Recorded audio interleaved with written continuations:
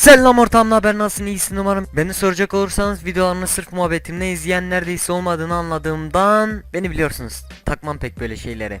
Yeah, boy. Hiçbir videoda dile getirmediğim şeyi bu videoda söylüyorum. Hazır mısınız? İyi dinleyin. Videoyu atlamadan izleyin ve reklamları geçmeyin. Neyse, konudan fazla saptık. Bir tane daha düşük sistemli oyunlar listesi hazırladım. Umarım beğeneceğiniz oyunlar olur. Fazla boş yaptım, o yüzden hadi başlayalım.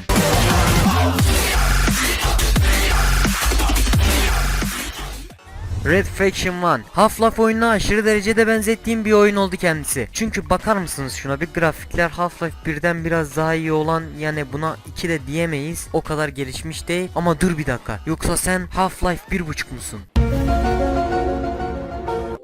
Oyunumuz bir hikaye oyunu olup birinci şahıs kamera açısına sahip. Güzel, yani iyi bir seçim. Bunun dışında boss savaşları, normal çatışmalar, hatta robotlara karşı çatışmalar var. Fakat ben neden böyle bir oyunu daha önce duymadım, garip. Bak, normalde olsa böyle oyunlar benden kaçmaz. Oyun Mars'a geçiyor. Oyuncu, yani biz koca bir oluşuma karşı tek başımıza isyan ediyoruz.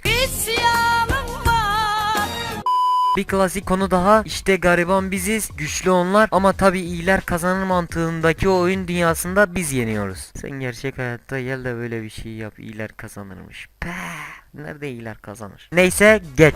Far Cry. Ben neden böyle bir efsaneyi daha önce listeye almamışım ki? Her neyse, boş koyalım. Sizlere oyundan bahsedeyim. Oyunumuz bir açık dünya oyunu ama bayağı açık, yani adının hakkını veriyor. Nasıl mı açıklayayım? Şimdi senin A noktasında görev var. Normalde olsa A patikasının üstünden gitmen lazım değil mi? Çünkü oyun bize o göreve gitmek istiyorsan o yoldan gideceksin der. Ama Far Cry oyunda bize B noktasından gidip C noktasından saldırma serbestliğine kadar veriyor. Bu yüzden oynarken serbest hissettiğim sayılı nadir oyunlardan biriydi. Ama hiç bitiremedim. Bunun dışında hikayesine gelecek olursak, hikayesi de sevgilimiz ya da arkadaşımızdı, tam olarak hatırlamıyorum. Adaya beraber düşüyoruz. O mal kayboluyor ve biz de o malı bulmaya çalışıyoruz. Bu sırada birisi telsizden bize emirler yolluyor. Biz de arıyoruz ormanda. Hikayesi böyle. Oyun birinci şahıs kamera açısına sahip. Başka bir yanı yok. Diyecek bir şeyim de yok. Geç. Delta Force Black Hawk Down. Ulan Delta, sen adam değilsin. Sen o piramit görevini geçmek için en az 20 kez oynamışımdır. Adam değilsin. Sen var ya, karaktersizsin.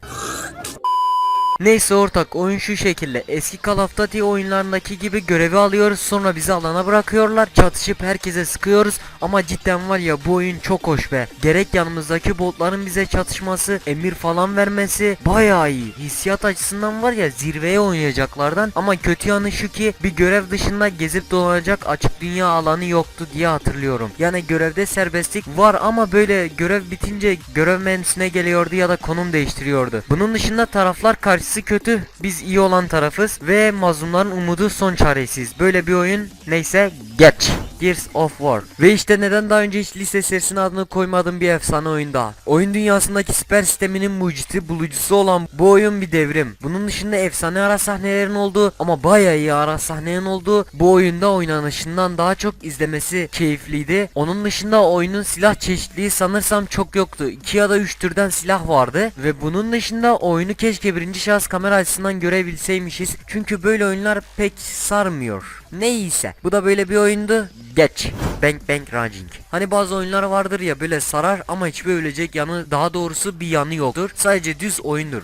İşte bu da o oyunlardan. Şimdi ne diyeceğim, ona şaşırdım. Oyunda manuel vites, modifiyeli araba, şaşalı yarış alanları ve çekişme yaratacak botlar falan yok. Hani şimdi diyeceksiniz neden listeye ekledin? Başta dediğin gibi ölecek bir yanı, daha doğrusu yanı olmayan oyunlardan düz oyun. Ama sarıyor niyese işte. Ama şimdi hakkını yemeyelim, bu oyunda da nitro var yani. Allah senden razı olsun. Mert adammışsın. Senin için canımı veririm abi. Neyse, işte böyle bir yarış oyunu, denemek isteyen olur diye ekledim listeye. Geç. I Am Alive. Bu oyuna parkur oyunu desek olmaz, hikaye oyunu desek olmaz, açık dünya oyunu desek olmaz, gerçekçilik desek olmaz. Yani nasıl anlatacağım onu düşünüyorum. 2000 years later. Tamam, acık oradan biraz şuradan bilgilerle size nasıl bir oyun olduğunu aktaracağım. Omuz kamera açısına sahip ve hikayesi de şöyle. Dünyanın sonu gelmiş, çok az insan kalmış, kalan insanlar birbirini yiyor, hayatta kalma çabası, bazen kaçacağız, bazen kalıp savaşacağız, bazen oyun bize serbestlik, bazen de düz bir çizgi üstünde gitmemizi isteyecek. Oyunda çoğu şey çok gerçekçiyken aslında hiç de gerçekçi olmayan yanları var hikayede. Ve ben biraz daha bu oyunu anlatırsam beynim eriyecek, o yüzden geç. CSGO Search. Şimdi bu oyunun nesinden bahsedeceğim ki? CSGO'yu herkes bilir. Yani belki bilmeyen vardır diye teröristler ve anti teröristler diye iki takım var. Bu iki takımın başka maplerde en son kim sağ kalıp kazanacağı üstüne kurulu olan oyun. Yani bu formülü bir kez bile online oyun oynadıysan muhtemelen görmüşsündür. Bu yüzden yaklaşık insanların hepsinin bildiği bu oyunu listeye ekledim. Fazla bahsetmeye gerek yok. Neyse, maksat bahsetmedik demeyiz. Geç. Spec of the Line. Neredeyse bütün oyun boyunca yanınızda sizle savaşacak bir ekip var. Bakın bu oyunda bütün oyun boyunca yanınızda sizle savaşacak bir ekip var. Ve bu ekip yapay zekası bayağı iyi. Yani adamları falan çok iyi indiriyorlar. Onun dışında ortak oyunu eski bir oyun olarak görmezsek grafikleri, çatışma seansları, ara sahneleri falan bayağı sarıyor. Oyunun konusuna gelecek olursak Dubai'de geçen modern zamana yakın bir savaş oyunu. Hikayesinden bahsetmeyeceğim çünkü ne dersem spoiler'a giriyor ve oyunu oynayacakların tadının kaçmasını istemem. Bunun dışında oyunun bir güzel yanı var. Benim bayağı hoşuma gitti. Güzel yanı şu: oyun hiçbir zaman senin elinde bir silahın kalmasına izin vermiyor. Ve bunu nasıl yapıyor biliyor musun? Her düşmandan düşen mermi sayısını öyle bol bol ayarlamamışlar ve her düşmandan sadece bir silahın mermisi düşüyor. Mermisi düşen silahı kullanmak zorunda kalıyoruz ve oyun hiçbir şekilde elinde stabil bir silah bırakmıyor. Yani sen bir silahı çözdün ya, bam, mermisi yok. Ne yapacaksın? Diğer silaha geç. Bir silaha alıştın ya, hayır kullanamazsın, mermin yok. Diğer silaha geç.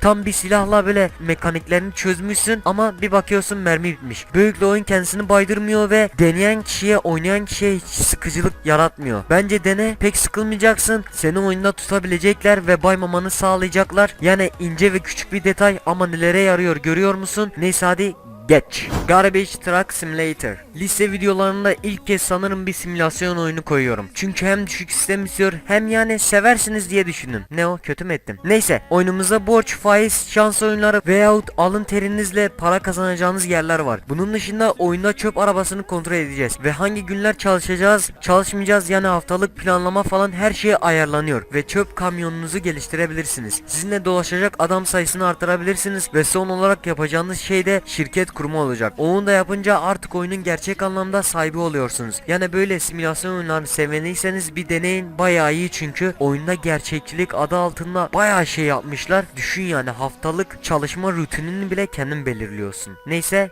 geç. NFS Hot Pursuit 2.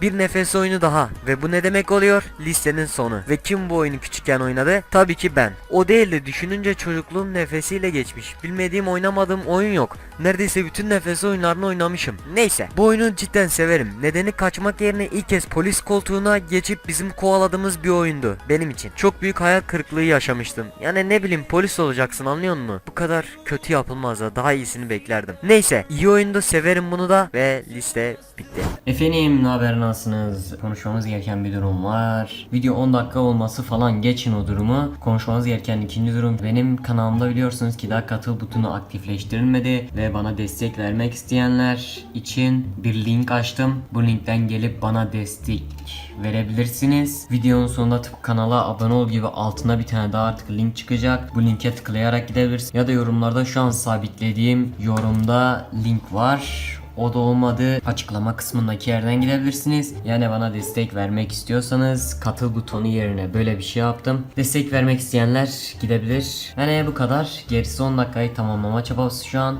Evet ortak, videomuzun sonuna geldik. Eğer işinize yaradıysa ve sevdiyseniz yorumlarda selam ben Rakun Faruk veya herhangi bir şey yazarsanız süper olur. Yani yorum atın ve daha önce hiç kanalıma gelmeyip ilk kez geldiysen bir aboneni alırım. Bunu da fazla görmezsin. Bir dakika dur, nereye gidiyorsun? 2 dakika dinle, bir şey diyeceğim, hemen gitme. Instagram sayfam var, linki açıklama kısmında, oradan takip edebilirsiniz, süper olur. Ve bir de Discord sunucum var. Burada da gelip ortak rol alarak diğer ortaklarla falan konuşabilirsin. Hatta diğer ortaklarla oyun bile girebilirsin. Ve video atıldığı sıra sunucuda aktifim. Gelip benimle takılabilirsiniz. Yani şu an bu videoyu izliyorsan ben bil ki sunucuda aktifim. Yani anlıyor musun sen? Bu beni. Ve ortak, bu kadar videoyu izleyip o like butonunu yumruk manyağı yapmadan gitmek yakışmaz sana. Hazırsan göster kendini.